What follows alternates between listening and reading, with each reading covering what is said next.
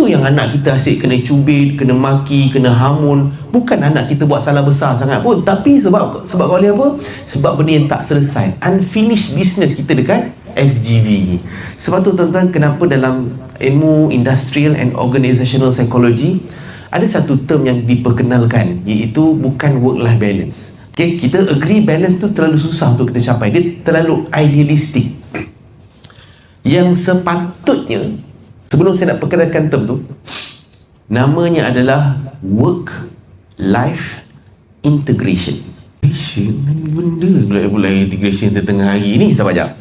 Okay, saya bagi satu contoh.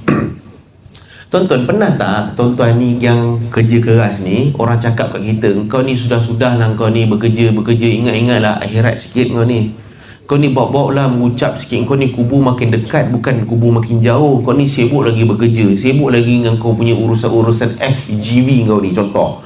Jadi kita macam pening, habis tu macam mana aku nak bayar sewa rumah, macam mana aku nak bayar loan kereta 9 tahun zero down payment tu, kan, contoh. Jadi tuan-tuan, sama kita jadi keliru sebab ada orang cakap macam ni.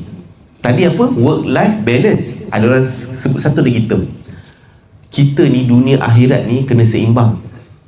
Tuan-tuan, jom kita tengok pula term tu.